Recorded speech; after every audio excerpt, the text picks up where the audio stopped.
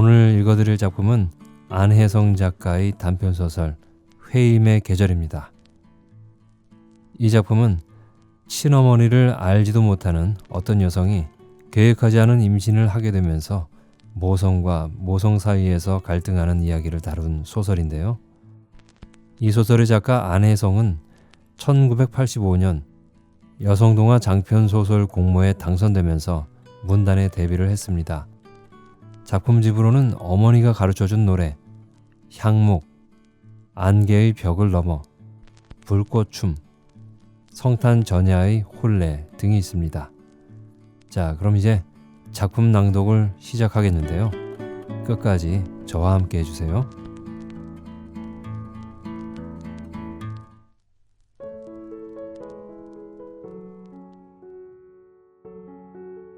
회임의 계절. 안혜성. 시장통 옷가게에 걸려있는 거울을 무심히 바라보던 나는 갈비뼈 깊숙이 시린 바람이 파고드는 섬뜩한 느낌에 멈춰섰다. 좁은 가게터에 지천으로 널려있는 싸구려 옷을 사서 금방 갈아입은 듯 생뚱맞아 보이는 내 차림새가 내가 보기에도 설기만 했다. 허나 30대에 떨쳐 입은 청치마 청재킷의 튀는 입성탄만은 아닐 것이 3,6억단의 배우처럼 덧칠한 파운데이션의 겉도는 까칠한 피부하며 긴 가발이 귀기마저 건네주고 있어서 그렇게 섬찟했을 것이다. 높지 않은 콧등 위에서 흘러내리는 색안경을 벗어들던 나는 피식 자조의 웃음을 깨물었다.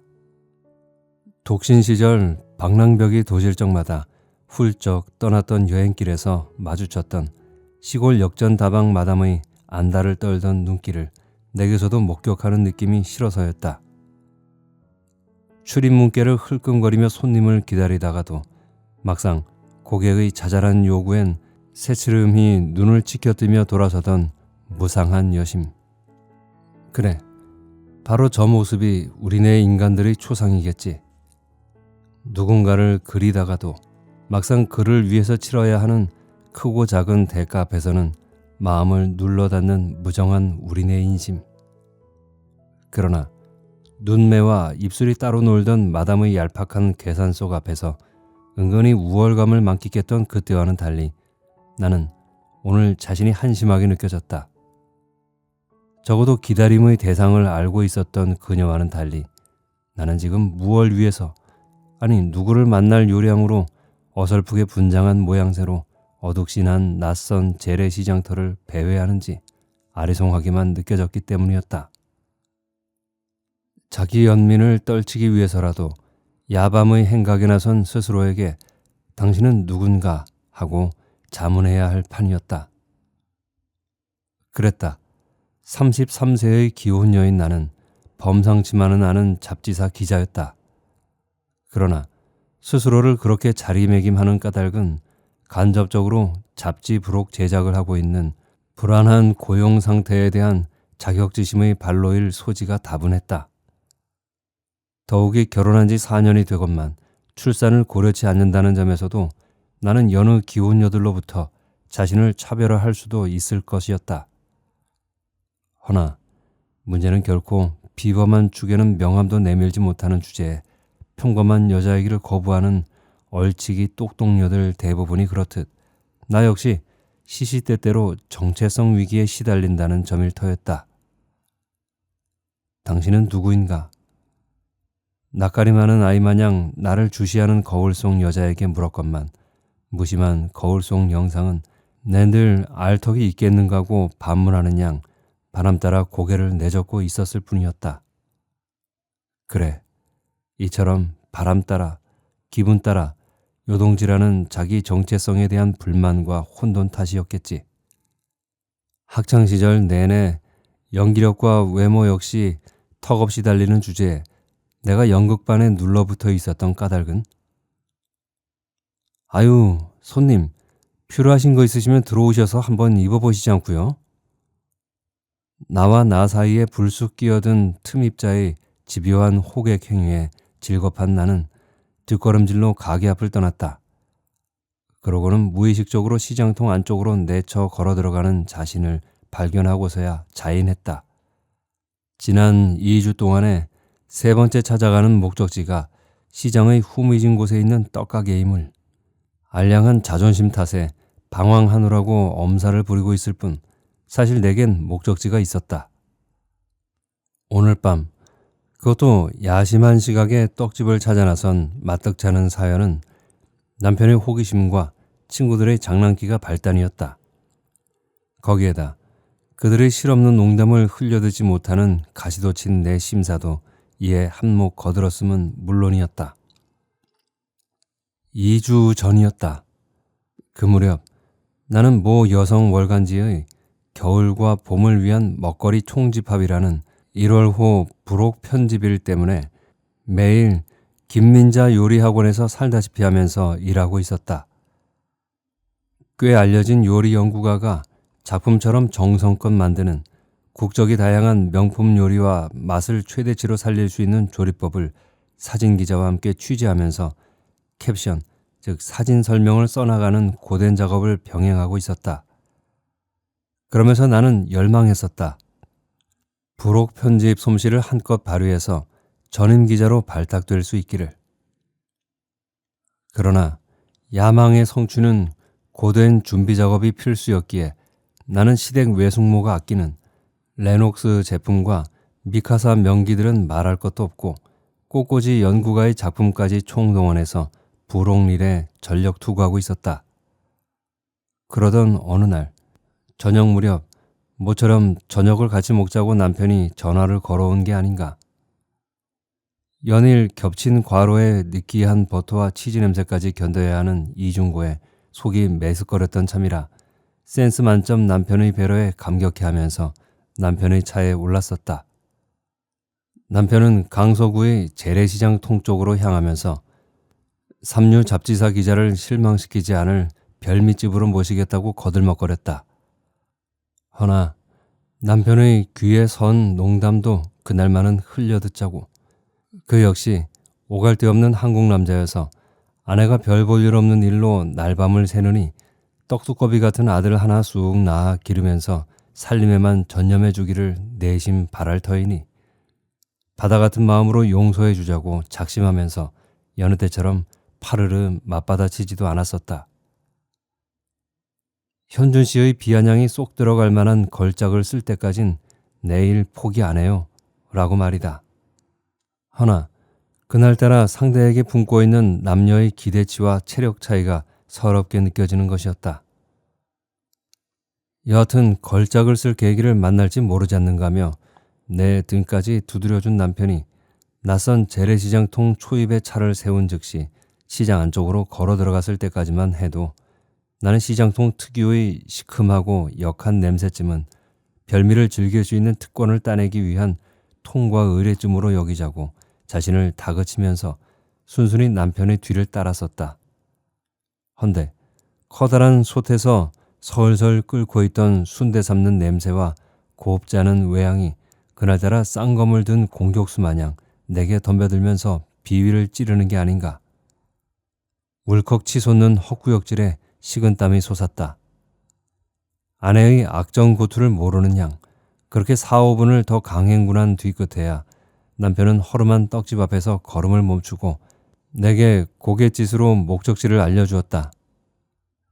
식은땀을 훔치면서 떡가게를 바라본 순간 나는 상큼한 야채 쌈밥이나 구수한 된장찌개를 앙망했던 바람을 여지없이 깬 남편이 원망스럽다 못해서 눈물이 쏙 빠졌었다. 그러나 의뭉하게 웃던 남편은 가게 쪽으로 내 등을 떼미는 것이었다. 분한 김에 그의 팔을 힘껏 밀쳐버리고 떡가게에서 등을 돌린 찰나 갓 쪄낸 인절미를 손질하던 초로의 여자가 남편을 보고 활짝 웃는 모습이 화살처럼 시야에 꽂혔었다.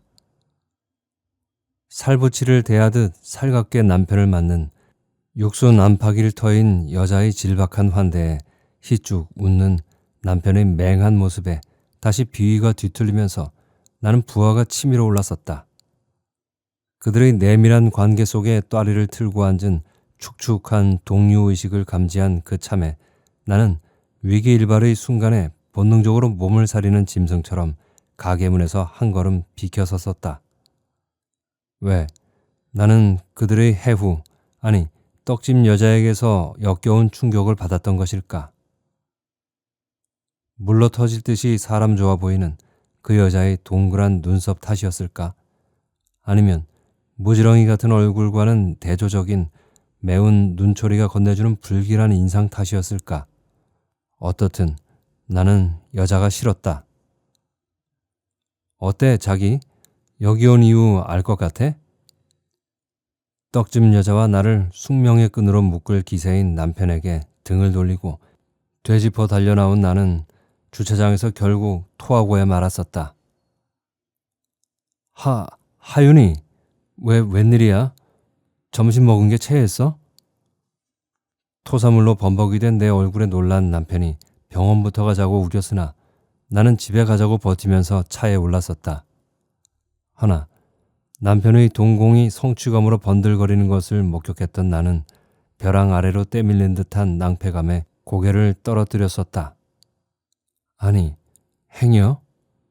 그날 종일 먹었던 게 우유 2잔과 커피 1잔에 불과했다는 것. 요즘엔 음식만 보면 속이 뒤집혔던 거식증과 함께 노상 감기 몸살을 달고 살았던 점이 비수처럼 가슴을 저몄다. 그제야 지난달 초순 마냥 늦어지는 달거리를 유념하면서 잠자리에서 몸을 사리다가 그만 남편의 SS 마사지를 받을 욕심에 남편과 살을 섞었던 결정적인 실수가 뇌리에 떠올랐었다. 자기 임신했지? 지난달엔 생리통 앓느라 날 들볶지도 않았고. 와. 기뻐서 펄쩍 뛰는 남편에게 지난달 건 유독 짧았다고 얼버무리고는 귀가한 즉시 잠자리에 들었으나 눈은 오히려 또랑또랑해졌었다. 헌데 설상가상으로 임신 공포증 못지않게 그 떡집 여자의 영상마저 머릿속에서 들락날락하면서 잠을 내쫓는 텃수에 반원형의 촌티나는 그녀의 눈썹이 그 여자와 내가 기연의 끈으로 묶여진 듯한 예감마저 오심을 부추기고 있었으니 죽을 맛이었다. 당신을 거기 데려간 이유는 고소한 맛이 일품인 절편 때문이기도 했지만 어쩐지 아주머니를 당신에게 보여줘야 할 것 같더라고. 역시 깨어있었던 남편은 그제야 지난 주말 동창의 집들이 선물 구입차 시장통 슈퍼에 들렀던 길에 떡집을 알게 되었노라고 털어놓았었다. 기가 막혀서 냉소로 나는 응대했었다. 얼마 전 입덧이 장난 아니었던 광칠이 마누라가 그 집 절편 먹고 살았다는 거 아냐? 어쨌든 떡집에 들어서자 광칠이 녀석 사위 모시고 왔으니 떡 좀 듬뿍 주십시오 라고 아주머니께 너스레를 떨더라고. 그런데 아주머니를 바라보자 왠지 가슴이 서늘해지는 거 있지. 당신 얼굴이 문득 떠올라서 그랬는지도 몰라. 소설을 쓰시네요. 싸잡아 냉갈령을 부렸으나 끝내 잠을 설쳤었다. 다음 얘기 탓이었다. 사실 내가 그날 장모님 어쩌고 하면서 허허댄 진짜 이유는 나를 힐끗 바라본 그 아주머니가 깜짝 놀라면서 금세 안면을 바꾼 듯한 요상한 느낌 탓이었던 것 같아. 그분의 떡솜씨와 기구한 사연 덕분에 단골이 되었다는 친구 마누라 얘기까지 남편은 친절하게 덧붙였었다. 어린 시절 늘 배가 고팠기에 떡에 한이 맺혀서 떡을 만들게 되었으며 또한 핏덩이 자식과 생이별했던 슬픈 과거도 있다더라고. 평소와는 달리 시시콜콜한 얘기까지 전해준 남편은 내가 사연을 흘려듣는 낌새를 눈치챘던 듯 뭉치기까지 했었다. 신경 쓰지 마. 슬픈 사연은 늘 여운을 남기잖아. 당신 임신하면 우리 그 집 떡 사다 먹자. 아, 나는 그날 밤 초라해 보일세라 남편이 될 남자에게도 개모스라에서 자랐던 내 누추한 성장 배경을 숨겼던 선견지명에 얼마나 감사했던가. 그렇지 않았던들 그는 이죽거렸으리라.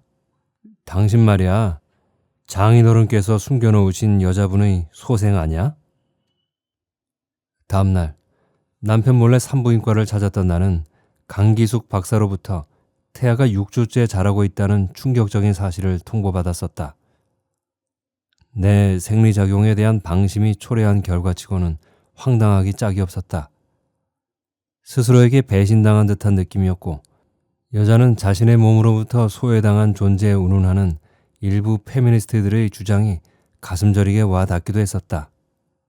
고백컨대 대단한 커리어 우먼도 아닌 터수에 부모로부터 독립해서 자유롭게 이성관계를 누리는 소위 미국에서 일컫는 비트윈 패밀리족이 구가하는 자유분방한 삶을 내 식으로 변형해서 살고 있다고 자부해왔으니 당혹감은 더 컸었다. 또한 성별에 관계없이 직업으로만 자신을 규정하는 싱글즈족처럼 결혼하라는 이웃 등살에 시달리지 않고도 결혼과 남편이라는 이중 울타리 속에서 신혼의 재미를 만끽해왔으니 뜬금없는 임신 소식은 나에 대한 도전이요 꿈의 성취 과정에 큰 차질이 생겼음을 뜻했다. 헌데 임신 사실에 펄펄 뛰면서도 알량한 양심의 발로인가 아님 원초적 모성의 발동인가 당장은 자식을 낳지 않겠다고 작심한 동기를 되새겨보지 않을 수 없었다. 이는 딸을 낳은 직후 산용열로 요절했다는 내 생모의 불행한 삶에 대한 공포 탓일까? 아님 내가 15년이나 생모로 알았던 여성이 내게 암묵적으로 가했던 정서적인 학대의 후유증 탓인가? 어떻든 나는 2025년까지 80억에 이르리라는 세계 인구에 내 자식의 입을 보탬으로써 개도국 인구의 27%가 식량 부족에 시달린다는 세계의 식량난을 부채질할 생각이 없는 냉철한 현실인식의 소유자였었다. 하물며 우리 실직자가 400만이 넘는다는 포스트 IMF 시대이며랴.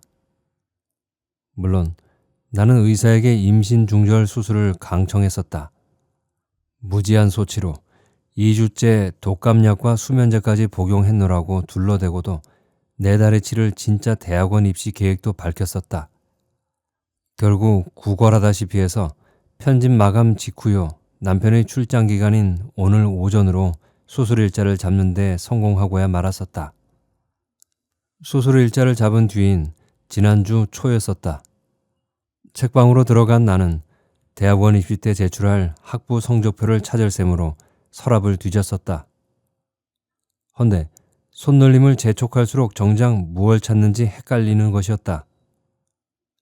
행여 아기의 맑게 뜬 눈앞에 성적표를 들이대는 행위로 어미의 유산 계획을 알릴 셈이었나 싶으니 입속에서 모래알이 서걱대는 느낌이었다. 난 사실 내가 엄마를 삼류잡지사 기자라고 놀릴까봐 두렵거든. 사실 난 그렇게 털어놓고 싶어 했는지도 몰랐다. 그런데 생후 처음 그렇게 태아에게 입속말을 건넨 뒤부터는 시시때때로 비감에 젖어드는 건 웬 모순이었을까. 커리어 우먼 지망생인 나뿐만 아니라 아기 모두가 잘못된 나 위주의 세상의 피해자인 듯 싶어서 더 그랬을까. 어떻든 그날 목적물을 찾지 못하자 미진한 마음으로 첫 번째 서랍을 닫으려고 밀어 넣으려는 참이었다. 첫 번째 것과 두 번째 것 사이에 딱딱한 게 끼어 있어서 꺼내보니 이젠 남편이 된 복학생 선배가 졸업가운 차림으로 함께 졸업했던 내 곁에서 박장대소하는 스냅 사진이었다. 맹하게 보이는 동그란 내 눈썹이 학사모 아래에서 더욱 강조된 느낌이어서 신경질적으로 사진을 던져 넣으려는 때였었다. 어떤 얼굴, 그러니까 지금껏 한 번도 주의를 끌지 못했던 생면부지의 여자 얼굴이 총알처럼 튀어나오는가 싶더니 내 시야 속으로 박혀들었다. 어머, 누구지? 가슴부터 콩당콩당 뛰었다. 내 것과 비슷해서 더욱 얄미운 여자의 촌스러운 눈썹의 주인은 기가 차서 눈을 감아버렸었다. 그러니까 생머리를 질끈 묶고는 대학 잔디밭에서 사진 찍기에 여념이 없는 졸업생과 하객들 틈을 비집고 얼굴만을 삐죽 내민 얄궂은 형세로 사람을 훔쳐보는 얼굴은 떡집 여자의 것임에 틀림없었다. 전신에 닭살이 돋으면서 가쁜 숨을 몰아쉬자 태아까지 놀란 듯 하복부 근육이 당기면서 아프기까지 했었다. 그녀의 눈썹에 내 코가 끼어있는 듯한 느글거리는 느낌에 부엌으로 달려갔던 나는 냉장고를 연 즉시 오렌지 주스를 따랐다. 허나 어차피 지울 생명에겐 부질없는 배려일 듯 싶어서 커피를 끓였다. 헌데 졸업사진 속에서 도깨비처럼 뛰쳐나왔던 그 여자의 얼굴 위에 겹쳐지는 어느 여자의 영상이 커피잔 속에 어른댔었다. 맞았다. 그녀는 5년 전 상배의 충격으로 도진 고혈압 치료차 입원했던 아버지의 병실 앞에서 마주쳤던 여자임에 분명한 듯 싶었다. 기침과 가래를 목에 달고 살았던 계모가 대입 낙방생 외아들 일로 3년 내내 갈탕글탕 속을 끓이다가 결국 50대 초에 덜컥 세상을 떴을 당시 모 출판사 계약직 교정기자였던 나는 병문안차 아버지를 찾아갔었다. 헌데 병실 문 뒤에 몸을 숨긴 중년 여자가 병실 안을 기웃거리고 있었다. 누굴 찾는가고 물었을 때였었다. 네? 아니...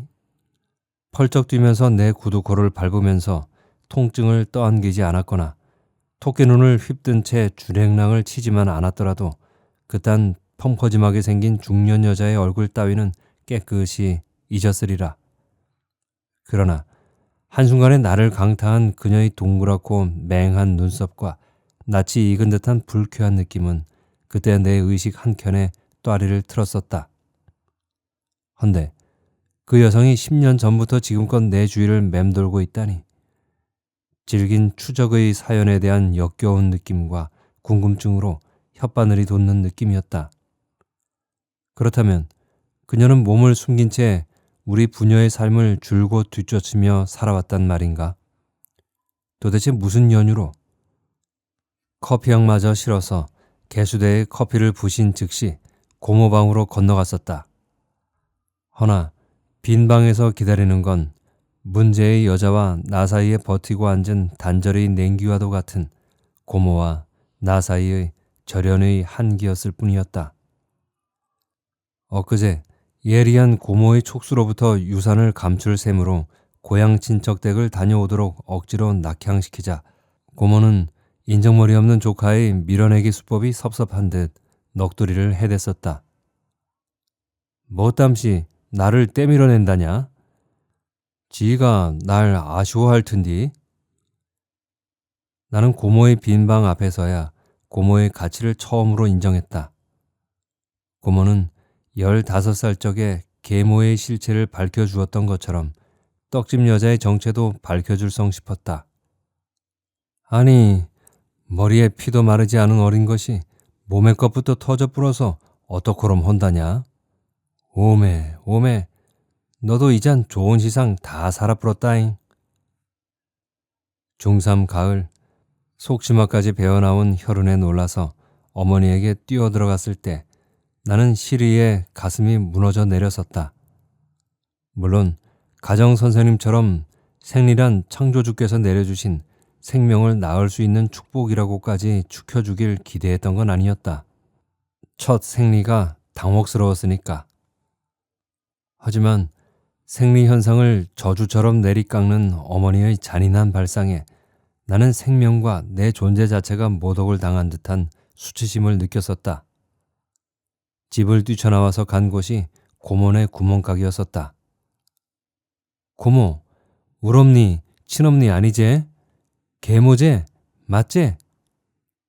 오메, 오메, 너그 엄니가 홧김에 내지르든 너그 아버지가 귀뜸해주든.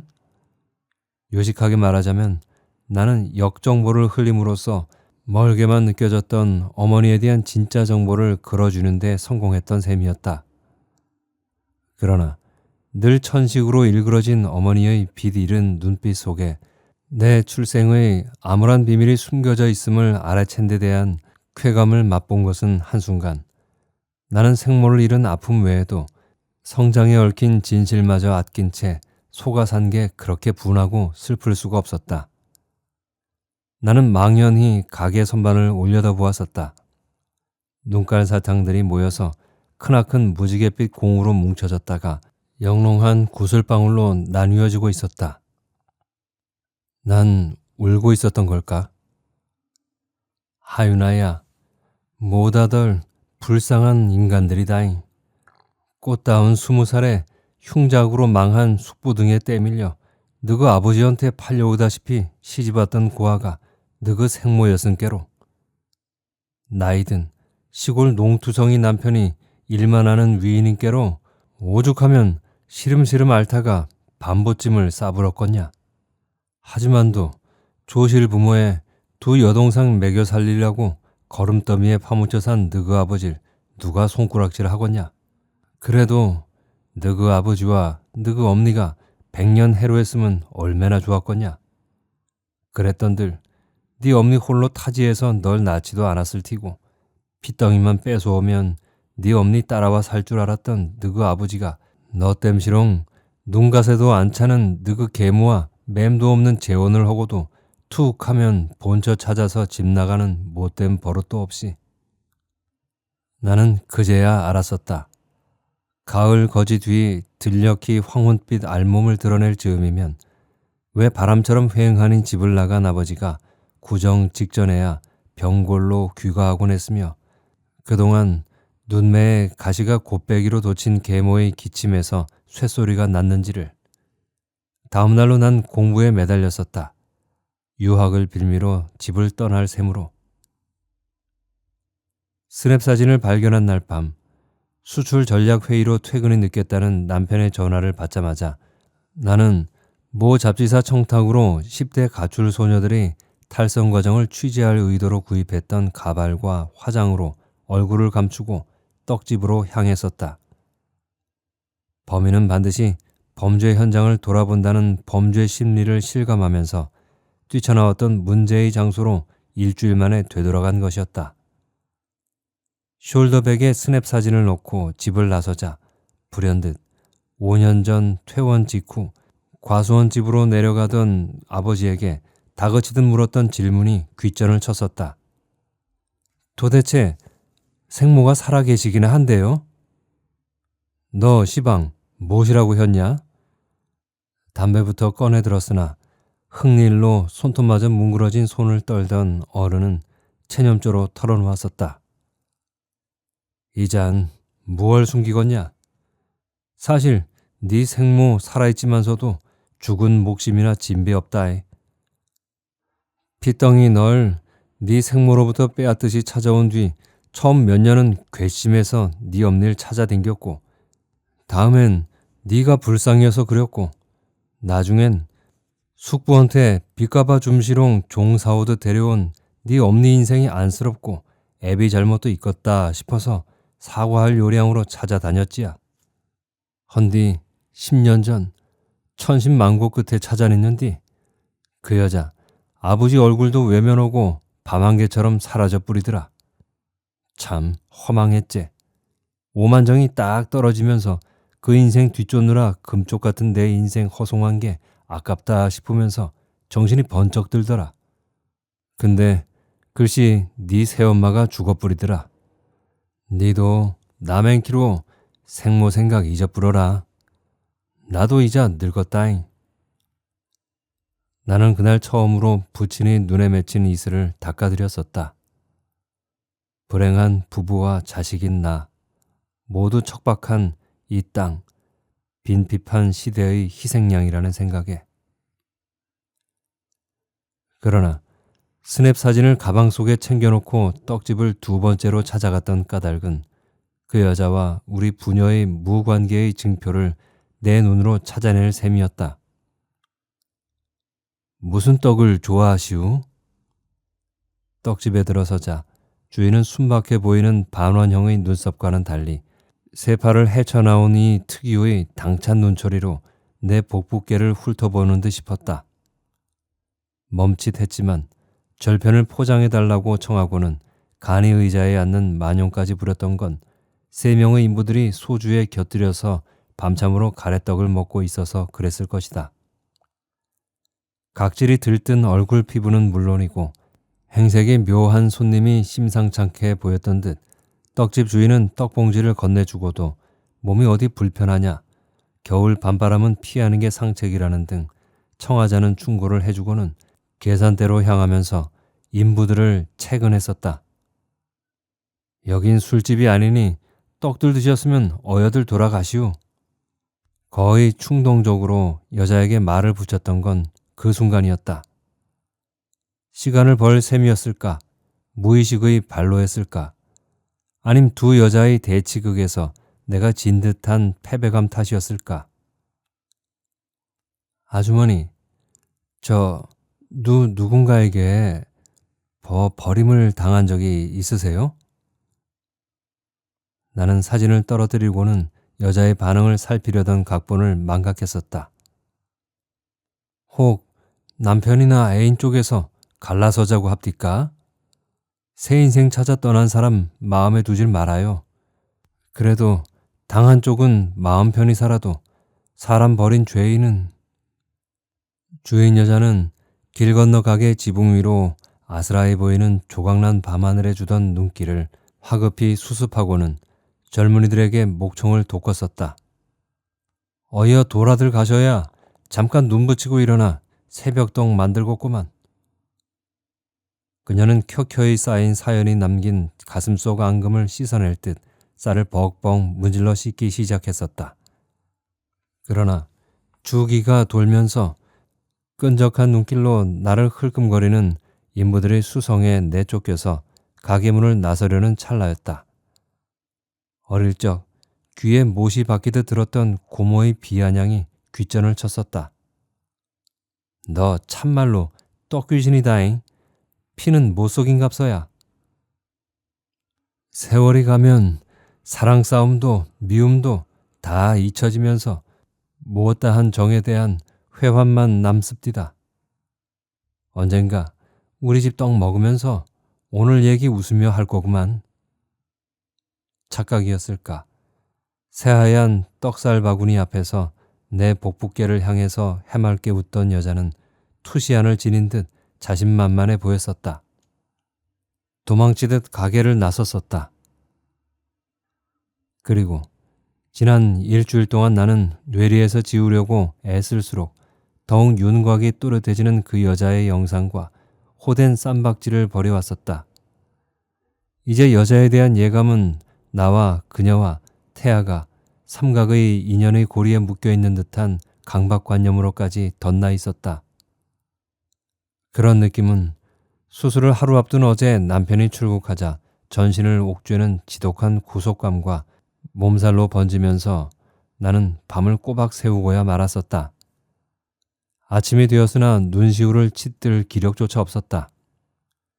탈진증 때문이라도 수술을 미뤄야겠어서 박사에게 하루만 늦춰주도록 강청했었다. 그러나 출산을 고려해보라면서 그는 일방적으로 전화를 끊었었다. 그런데 오늘 초저녁까지 침대에서 시간을 죽이던 나는 밤이 되자 다시금 무언가에 홀린 듯 예의 가발과 화장으로 분장하고는 이 시장으로 달려온 것이다. 그것도 세 번째로. 그리고는 옷가게 여주인의 호객행위에 쫓겨서 떡가게 쪽으로 걸음을 옮기고 있었다. 내 안에 두 여자가 살고 있는 듯 심신이 무거워서 발길을 옮길 기력도 없었다. 그러다 어차피 난 홀놈은 아니라는 생각에 피식 웃음이 나왔다. 하기야 임신 전에도 타인처럼 보이기를 탐했던 내밀한 취향 속에는 나와 나로부터 도망치고픈 질긴 탈출욕에 시달리는 타인 지향의 또 다른 내가 공존해온 셈이었다. 그러나 이 같은 자기로부터의 도피욕은 당신에게 강요된 굴종의 자리에 다름 아니었을 아내와 어머니의 자리로부터 도망치고 싶어 했던 생모와 아내를 찾는다는 핑계로 기실은 소년 가장으로 짊어졌었던 무거운 삶의 하중으로부터 놓여나오고자 했던 아버지로부터 대물림해온 피내림증이지 않을까 싶기도 했다. 그렇다면 태아에 대한 내 기피증도 잔인한 내 모성성이 원인이라기보다는 자식을 양육하느라 싱그러운 자아실현 욕구를 접어야 하는 아줌마 신드롬으로부터의 탈출 욕구의 발로가 아닐까 싶기도 했다. 그렇다면 내 유산 계획도 넓은 시각으로 본다면 보다 아름답고 부요한 삶에 대한 동경이 잉태했을 강한 자기 실현욕의 산물이겠거니 싶기도 했다. 심리학자인 머슬러가 분석했듯이 인간의 5가지 원초적인 본능 가운데 중요한 본능인 그 자기 실현 욕구 말이다. 그러자 아버지나 나, 그리고 특히 영아를 버리고 떠난 생모라는 여자의 마음까지도 헤아릴 수 있을 것 같기도 했다. 그러고 보니 생모를 지금껏 증오해왔음이 역으로 밝혀지자 이젠 여자를 용서할 용의까지 가슴에 오롯이 자리하는 것이었다. 용서하노라, 용서하노라. 어느 주정뱅이 아저씨의 독백이 생각나서 이를 되뇌이다 말고 나는 두 눈을 질끈 감아버렸다. 섬광처럼 한순간에 터지면서 뇌리를 밝히는 자각의 빛이 너무도 눈이 부셨기에 깨달음을 주는 시원한 해방감이라니. 조갈증에 입안이 타는 순간 들이켠 시린 샘물처럼 그것은 생명수처럼 달콤한 생명력과 충일감으로 전신에 번져나갔다. 나는 그제야 떡집 여자의 실체에 대한 공포에 가까운 강박관념과 혐오감으로 빚어진 족쇄가 산산이 부서져 나가면서 전신이 날아오를 듯 가벼워지는 것을 실감했다. 나는 고개를 주걱거렸다. 미처 의식하지도 못한 채 어머니에 대한 사모의 정과 이에 웃도는 모성에 대한 혐오증 사이를 허둥대면서도 내가 낯선 중년 여인들의 모습 속에서 한 여성의 영상을 찾아 헤매는 이율배반의 삶을 살아왔음을 시인해야 했다. 여자들, 특히 중년을 넘긴 노숙한 여성과 마주칠 적마다 그녀들을 응시하다가 그것도 아쉬워서 짐짓 멈춰선 채 뒤돌아보곤 하는 아내를 놀려대던 남편에게 나는 언젠가 이렇게 말했던 적도 있었다. 모성의 결핍증 탓인지도 모르죠 뭐. 어딘가에 내 결핍감과 열등감을 흠뻑 채워줄 영원한 모성의 표상과도 같은 분이 역시 나를 찾고 있을 것만 같은 기묘한 퇴행적인 동경의식이라고나 할까? 아님 소아병적 집착이라고나 표현할 수 있을지. 참, 당신 젖병으로 주스 마시고 인형으로 방을 꾸며놓은 프랑스 처녀의 요상스러운 유년기 애착증 관련 TV 뉴스 보셨죠? 난 그래도 젖병 집착증 따윈 없으니 안심하시라고요. 아니, 그렇다면 아내의 편집증에 코웃음 치던 남편 역시 언젠가부터 무의식 중에 아내의 집착을 유념하다 말고 떡집 여자에게서 그런 모성의 초상 같은 걸 찾아냈던 건 아니었을까? 그 역시 괴테의 말 맞다나 영원한 여성성을 통한 구원에 대한 한가닥 기대를 품은 채 그래서 나 역시 그의 최면에 걸린 상태에서 이렇듯 방황하면서 또한 그 여자에게서 모정에 대한 허기증을 달램과 동시에 생모를 향한 잠재적 증오심을 엉뚱한 이에게 터뜨려온 건 아니었을까. 아, 어쩌면 난 이 과정을 통해서 생모와의 화해, 아니 회임기에 이른 내 안의 모성과 화해를 모색하면서 나름의 치열한 성인식을 치르고 있는 것일까. 그러자 여지껏 잠재의식이라는 비밀 상자 깊은 곳에 숨겨있던 내 의식의 정체를 발견해낸 데 대한 통쾌한 느낌과 아울러 신비의 베일이 벗겨진 채 벌거숭이로 드러난 잠재의식의 실체 앞에서 나는 허탈감을 동시에 맛보았다. 이제 떡집 여자의 존재는 내가 그리워해왔던 생모에 대한 동경과 미움이 빚어낸 허상임이 밝혀진 이상 나는 더 이상 밤길을 헤맬 이유가 없었다.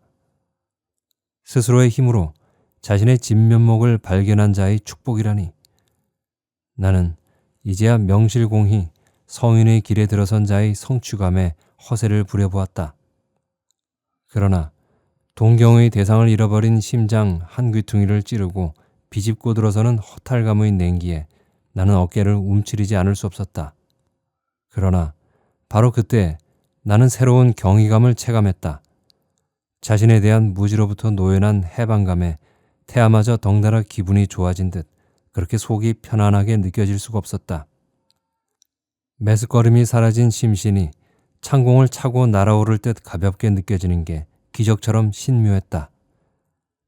이제 이처럼 가벼운 존재로 자유롭게 날아오를 수 있는 상태를 지속시키기 위해서는 중절 수술을 강행하는 일과 아울러 존재의 가벼움의 산물일 수밖에 없는 이율배반적인 허탈감을 떨쳐버리는 일만이 내게 남아있을 뿐이었다. 귀갓길을 재촉했다. 그러나 짧은 찰나 자책의 그림자가 발치를 따라붙었다. 만에 하나 떡집 여자가 아버지의 본부인이요 내 생모라면 삶의 의욕마저 잃고 지병과 사투를 벌이는 아버지에게 자식으로서 못할 짓을 저지르는 셈이었다. 그러나 나는 고개를 저었다. 인간관계의 급격한 변화의 회오리에 당신의 삶을 새롭게 적응하기엔 어른은 너무 노쇠해 있었다. 지금도 순간순간 사위어드는 생명의 촛불 앞에서 어른은 풀잎처럼 오스스 떨고 계시지 않은가. 더욱이 애시당초 그들 부부는 영원한 평행선을 긋는 이별의 선로 위에 서서 각기 다른 삶을 살아오시지 않았던가. 무엇보다도 나 또한 33해를 살아낸 뒤에 어렵사리 일궈낸 내 둥지의 꿈을 송두리째 흔들 수도 있는 제3자를 내 삶 안으로 끌어들이고 싶지도 않은 게 솔직한 바람이었다. 나 자신에게만이라도 진실해지는 거다. 그렇다면 답은 분명해졌다. 나는 지갑 속 주민등록증 옆에 끼워둔 문제의 사진을 꺼내어 잘게 찢은 뒤 휴지통에 던져버렸다. 기연의 표증을 없앨 양으로. 과거는 가라.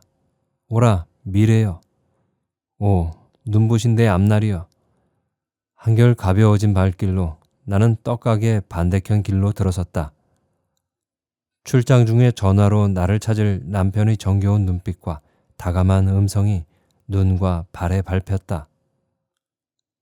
아, 자기가 보고 싶어. 당당한 걸음새로 나는 순댓집이 코앞에 보이는 식당 골목에까지 이르렀다. 내 귀가의 행로를 가로막는 복병이 뛰쳐나온 건 바로 그때였다.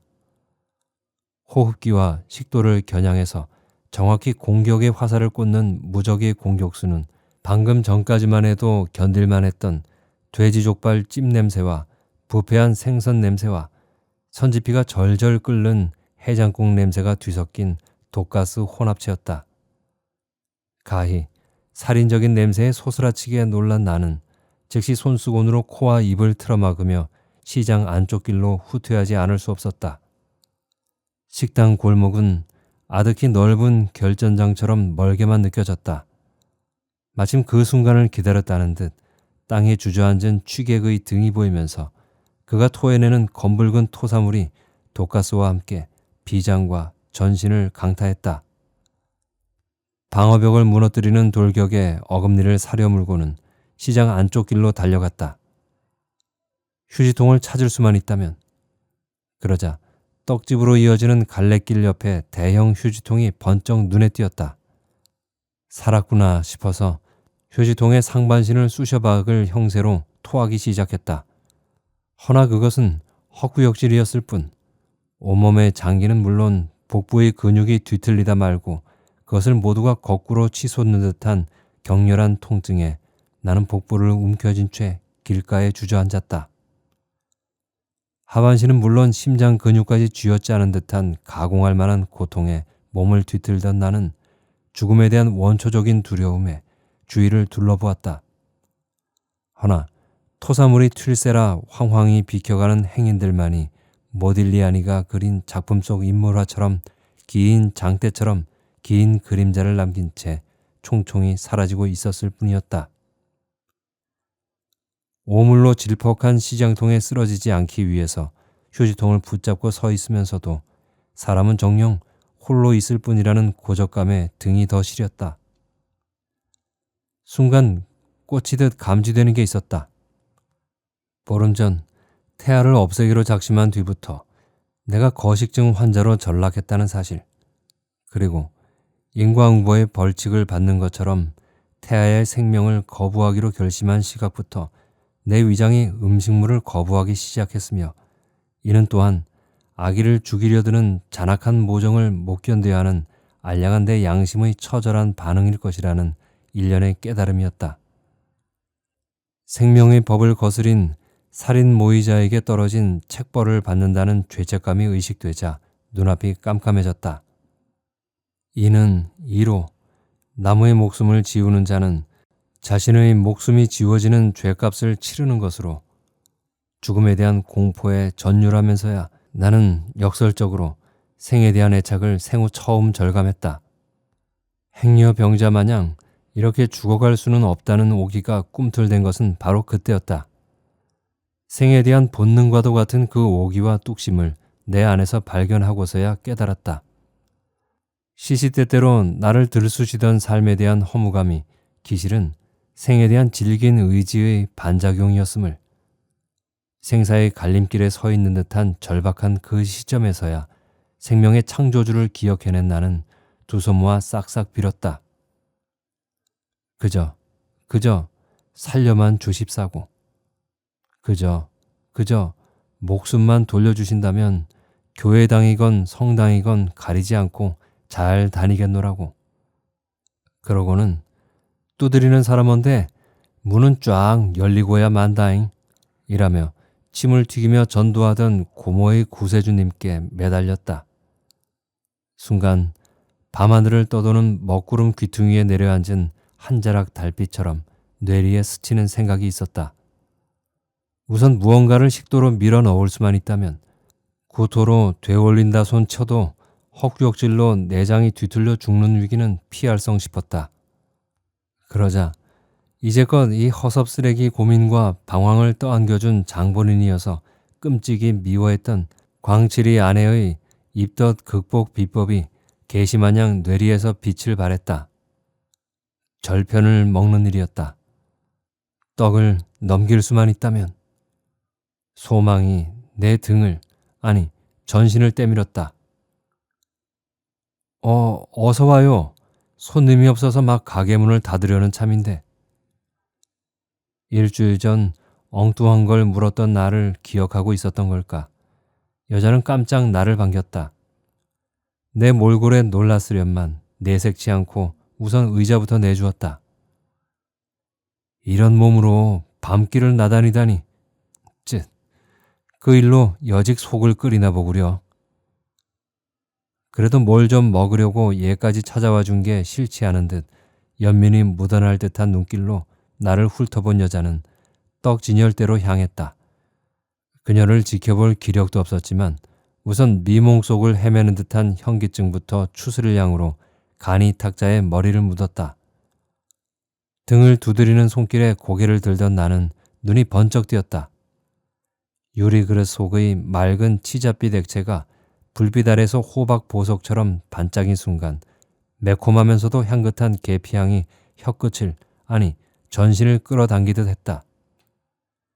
영롱한 황갈색 액체 속에 꽃처럼 앉아있는 꽃감을 바라보자 절로 입안에 군침이 돌았다. 그걸 내 위장 안으로 단숨에 몰아넣고 싶은 식탐은 자구 본능의 발로일까? 어여 마셔봐요.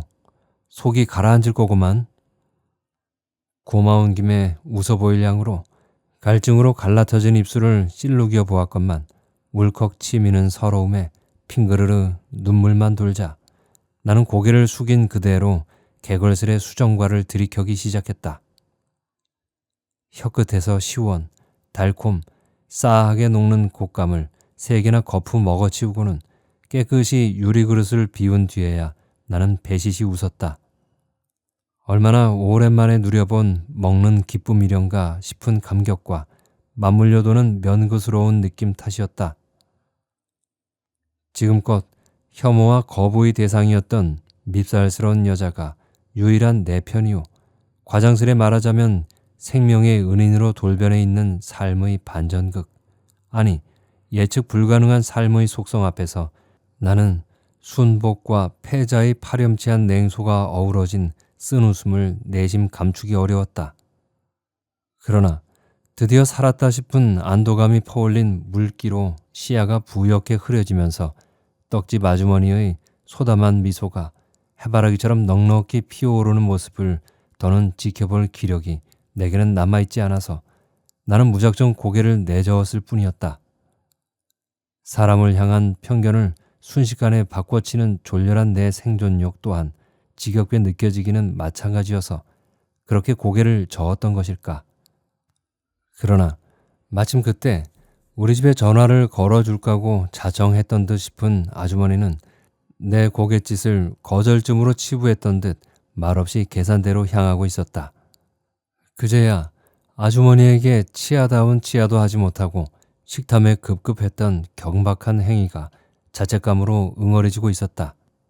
그러자 내가 정녕 고마워해야 할 또 다른 존재가 있음을 의식했다. 하필이면 몰인정한 내 태 안에서 생명의 싹을 틔운 태아의 녀석이었다. 임신 사실을 알게 된 이후 처음으로 음식을 달게 받아들여 줌으로써 오히려 내 목숨을 살려준 격인 녀석이 밉살스러우면서도 고맙게 느껴지는 건 어쩔 수 없었다. 아유, 웬수. 그러나 정녕 녀석이 밉기는커녕 서로의 생존에 필연적으로 잇대어 있는 강한 연대감에 콧등이 시큰해졌다. 속이 가라앉았으면 시래기 된장국에 밥을 말아서 한번 먹어보시려우? 고개를 주걱거릴 뻔했던 나는 냉큼 고개를 저었다. 여인의 선심공세에 무너지는 건 한 번으로 족할 터. 우선 수정과만으로도 기력을 찾을 수 있을성 싶어서 절편을 싸달라고 청하고는 곧 이곳을 떠나야겠다고 생각하면서 잠시 탁자에 머리를 묻었다. 그때였다. 주위가 수렁거리는 듯 싶더니 두세 명의 젊은이들이 왁자지껄 떠드는 소리가 아스라이 멀리서 들려왔다. 아니, 우리더러 밤참은 어떻게 해결하라고 가게를 닫으시려는 겁니까? 뒤늦게 신방이라도 차리신다면 혹 양보할까 원. 아이그 남새스럽게 웬 신방 타령은? 젊디나 젊은 시절부터 홀몸으로 떠돌다가 돌아 얘까지 와서 고달픈 이들 떡 먹이는 재미에 이러구러 살아왔는데 이젠 가게세나 체력도 예전 같질 않으니 원. 나는 그녀의 넋두리를 듣다가 까무룩 잠에 빠져버리고야 말았다. 헌데 나는 도대체 어디에 누워있는 것인가? 덮고 있던 따스한 이불을 불시에 아낀 듯한 썰렁한 냉기에 흠칫 놀라며 잠에서 깨어났다. 나를 지켜주던 누군가가 손길을 걷어버린 듯한 묘한 박탈감이 실어서 방 안을 둘러보았다. 놀랍게도 나는 사방이 하얀 낯선 방에서 침대 하나를 차지하고 누워 있었다. 더욱 기가 찰 일은 피가 맺힌 손등에 꽂혀있는 링거 주사 바늘과 링거액병이 족쇄처럼 나를 침대에 가둬놓고 있다는 점이었다. 다음 순간 내가 분명히 입고 외출했던 청재킷과 청치마 차림 대신 헐렁한 환자복 차림으로 누워있는 모습을 내려다보자 나는 경악했다. 전율했다. 그렇다면 나는 임신 중절 수술을 받은 뒤 입원해 있는 것인가? 전신이 벼랑 아래로 떼밀린 듯한 충격에 가슴부터 울렁거렸다. 그러나 복부계에 신경을 곤두세웠으나 하복부에서 별다른 이상 증세는 느껴지지 않았다. 그렇다면 차근차근 기억을 더듬는 일이 우선 급할 듯 싶어서 어젯밤 외출 이후의 궤적을 떠올렸다. 수정과를 달게 마셨던 생생한 기억을 떠올리자 머리가 절로 끄덕여졌다. 필시 가게의 탁자 위에 머리를 기대고 쉰다는 게 그만 잠이 들듯 혼절했던 게 아닌가 싶었다. 그랬을 소지가 다분했다. 그렇다면 이곳에 나를 입원시키고 밤새껏 간호했던 떡가게 아주머니가 방금 전 병실을 나선 건 아니었을까? 확인할 길도 없어서 다시 주위를 둘러보니 머리맡에는 청재킷과 치마가 얌전히 개켜져 있었고 숄더백도 그 옆에 있었다. 누군가의 배려를 받았다는 증표일 것이었다. 시계를 찾지 못해서 병실 창을 바라보자 박명의 여린 빗살이 창문틀에 앉아서 방 안을 기웃거리는 듯 싶었다. 햇살이건 의사이건 나는 누군가에게 내 적나라한 모습이 드러나는 건 딱 질색이었다. 어린 시절부터 아버지는 애틋한 부정 때문에, 그리고 계모는 내 눈치를 살필 셈인 듯 몰래 커튼을 걷고 내 방을 기웃거리곤 했었다. 단 1초라도 빨리 귀가하고 싶어서 거의 비어있는 링거병을 확인하면서 일어날 양으로 몸을 뒤치었을 때였다. 나는 예리한 날이 가슴을 저민 듯한 격한 고통에 신음을 삼켰다. 지난 2주 동안 폭풍처럼 휘몰아쳤던 혹심한 입덧 증후군이 깨끗이 사라진 뒤의 내 심신의 평안함은 어젯밤 자연유산으로 태아를 잃었음을 말없이 웅변해주는 듯 싶어서였다. 여보세요? 아무도 안 계세요? 어머, 갑니다. 가요. 어디 불편한 데 있으세요? 발작하듯 터뜨리는 환자의 비명에 뛰어온 간호사는 링거병부터 살폈다. 제 몸에 어떤 일이 일어났는지. 입덧으로 인한 영양 부족 상태에서 과로하셨다더군요. 과로는 피하셔야죠. 큰일 날 뻔했노라고 혀를 차면서 간호사는 링거액 병과 주사기를 제거해 준 즉시 체온과 혈압을 재었다. 회진 중인 의사가 마침 방으로 들어섰다. 어젯밤엔 심한 탈수증으로 임산부와 태아가 다 위험했는데 응급조치로 위기는 일단 넘기셨고요. 그러나 산부인과에서 정밀검사를 받으시는 게 임산부와 태아의 건강에 더 유익하리라고 덧붙인 의사가 방을 나서자 나는 어린애처럼 속절없이 눈물을 줄줄 흘리는 자신을 도무지 이해할 수 없었다. 웃겼다. 정하윤, 넌 설마 태아가 안전하다는 얘기에 기뻐서 우는 건 아니겠지? 나는 자신에게는 말할 것도 없고 태아 앞에서도 기쁨의 눈물을 흘릴 염치도 없어서 얼른 눈물을 닦고는 침대에서 내려섰다. 헌데 치마를 입으려는 참에 뒷머리께에 찬바람이 도는 게 허전했다. 뒷머리를 만지자 머리칼에 달려있던 핀 두어 개가 손가락을 찔렀다. 어머, 떡가게 식탁 위에 머리를 기대었을 때만 해도 말갈기처럼 찢겨진 채 식탁 위에 쏟아져 내렸던 가발이 어디로 사라진 걸까? 분실물들은 어머님께서 가방 속에 챙겨가셨는데요. 어머니요? 간호사는 웃으며 덧붙였다. 젊은 장정에게 딸을 업혀서 입원시킨 어머니는 밤새껏 딸을 지극정성으로 보살폈으며 새벽녘에 딸이 평온을 되찾자 방금 전 귀가했노라고. 나는 급히 숄더백을 열었다. 토한 담즙으로 얼룩져 있을 손수건이 보이지 않았으나 대신 세탁된 채 침대 머리맡에 널려 있었다. 그렇다면 연락처를 찾을 셈으로 내 주민등록증도 보았을 게 분명했다. 그분이 다시 오시겠다고 하셨나요? 위기는 넘겼으니 산부인과 전문의의 후속 진료를 받으시면 된다는 의사 선생님께 몇 번이나 인사를 하시고 가셨는데요. 자식 사랑에 관한 한 두 분은 모전 여전이시군요. 환자분께서는 혼주 상태에서도 임신했노라고 수없이 선생님께 되뇌이셨고요. 어머님도 임신 중이니 진료 잘해 주십사고 선생님께 누누이 당부하셨고요. 그럼 건강한 아기 출산하시면 우리 병원 찾아주세요. 우리 선생님은 내과 의사시지만 인근에선 소아과 의사로 더 잘 알려져 있으시거든요. 곧장 수납 창구로 갔으나 진료비는 이미 지불이 되어 있었다. 급히 병원 현관을 나섰다. 기진한 탓인 듯 다급한 마음과는 달리 걸음새가 허둥거렸기에 대퇴부에 잔뜩 힘을 주고는 차도 쪽으로 걸어 나왔다. 그러나 극도로 긴장한 탓인지 심장 근육이 조여드는 통증에 숨쉬기가 수월치는 않았다.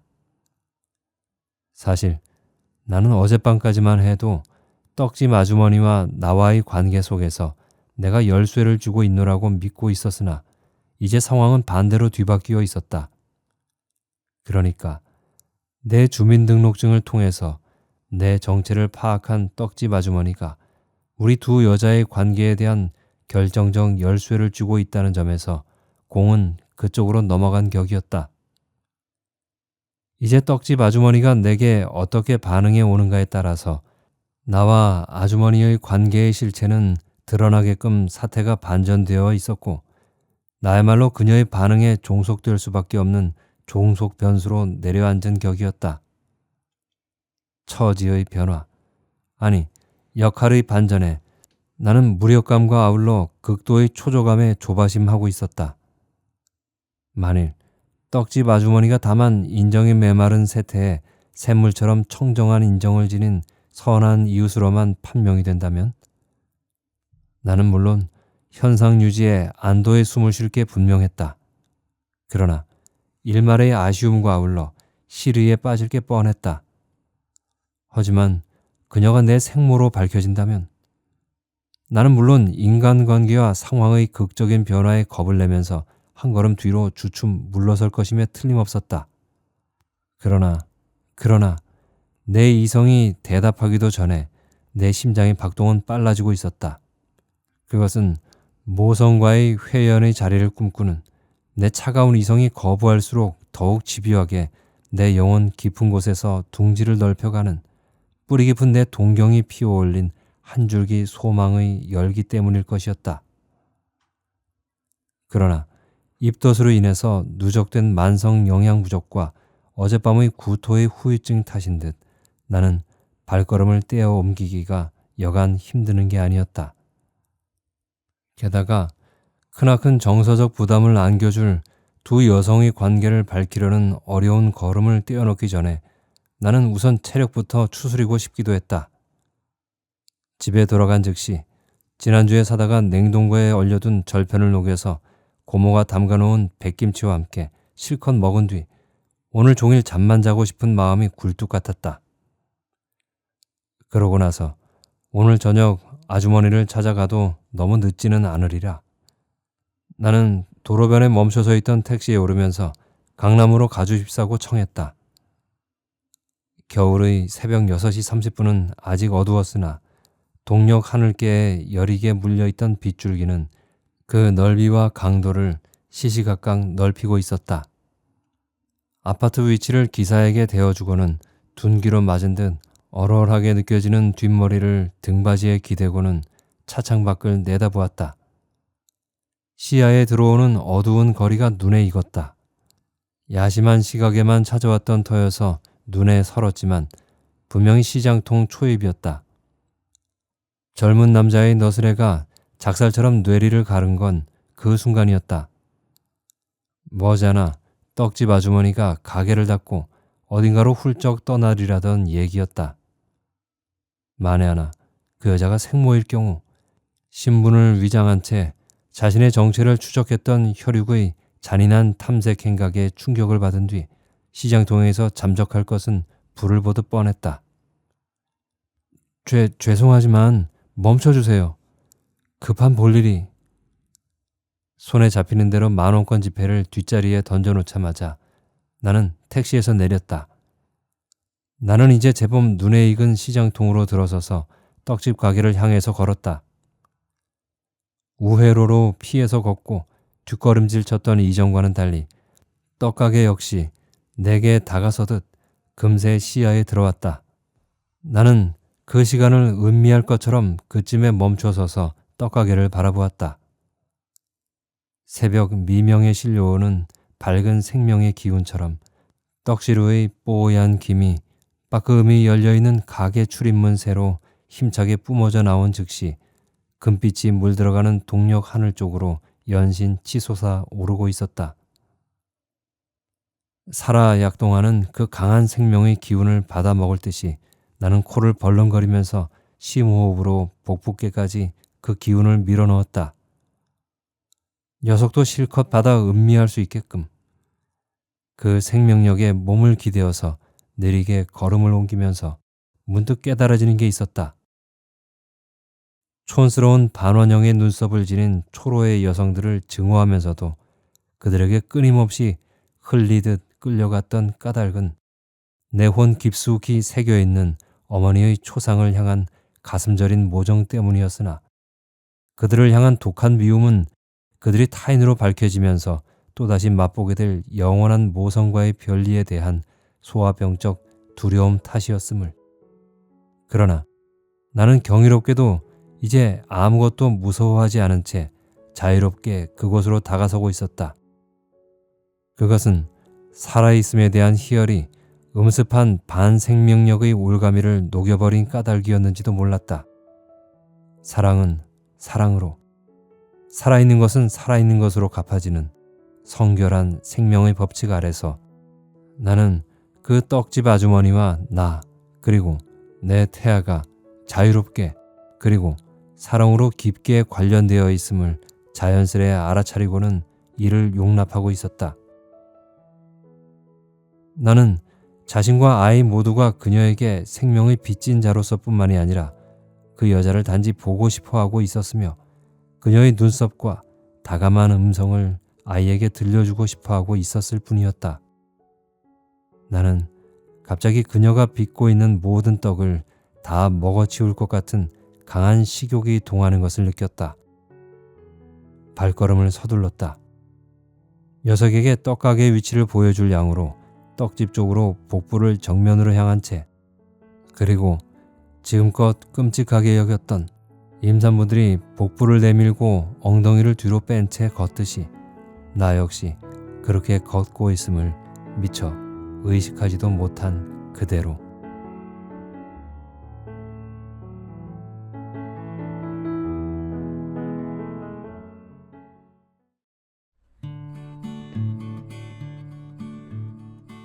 이 소설을 읽으면서 계속 머릿속을 떠나지 않았던 생각은 역시 핏줄은 운명이구나 하는 거였습니다.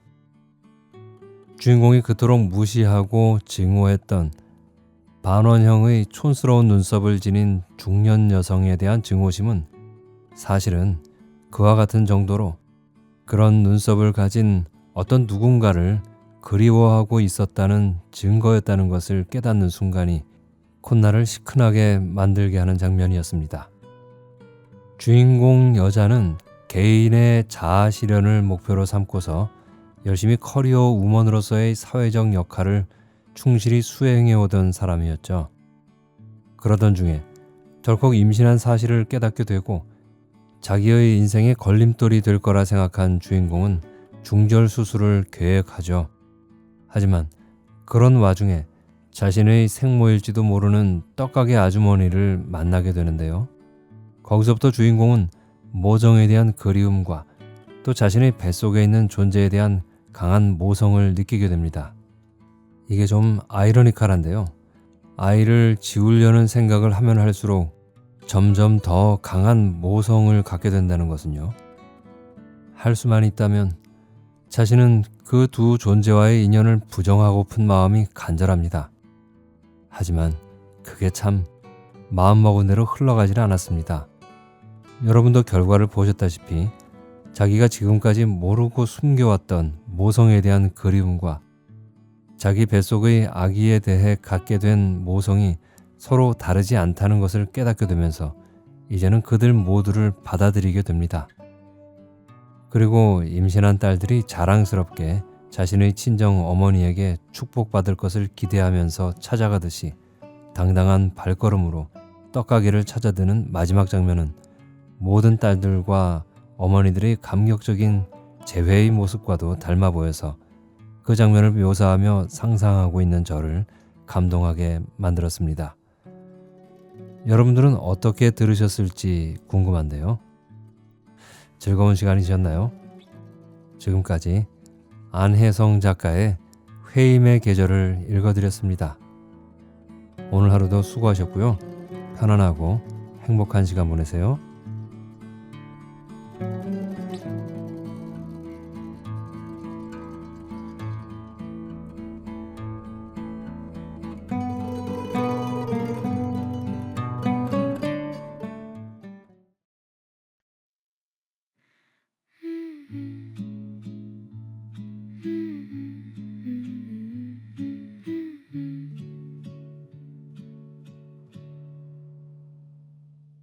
Silver threads falling from the sky above, blurring all the edges of the city lights. A tiny universe inside my coffee cup, gently trembling in this quiet afternoon. A new warmth drifting through the doorway now, a silhouette painted by the falling rain.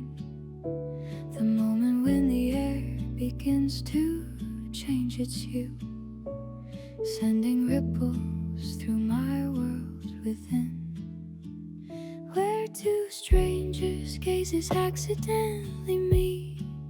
Time itself seems to pause and hold its breath, even though you're like a distant constellation.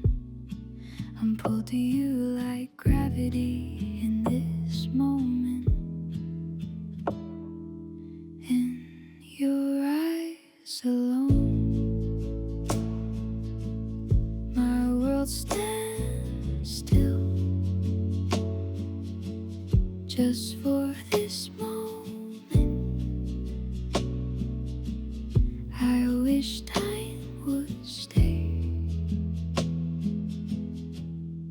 Beyond the sound of rain, I think I hear it now, a confession that the silence can't conceal. Even with just one light from an unknown star, I'm falling apart and I can't help but feel I never knew a moment like this could exist. Standing on the border where dreams become real, like an overture the rainfall plays for us. Right now a new chapter begins to unfold.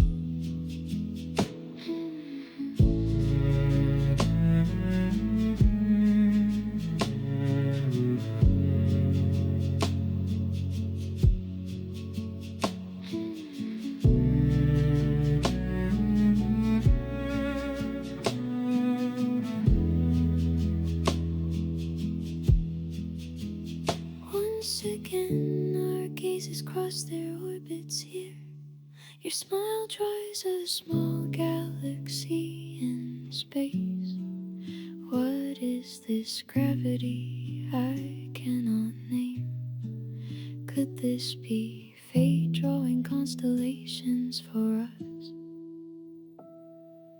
In your eyes alone, the whole world transforms. This trembling feeling, I know it's real. When the rain stops, will this magic evaporate and fade away with it? But the way the air is trembling now cannot tell a lie, it's proof enough. In your eyes alone, everything has changed. This moment right here, it must be destiny. Beyond the sound of rain, the feeling spreads. The truth, the silence whispers in my ear. The moment when a stranger's star breaks orbit, that gravity is pulling me to you. You hesitate and then you turn around, walking slowly into my universe. It's raining outside, shall we go together? The story that the cosmos writes in you.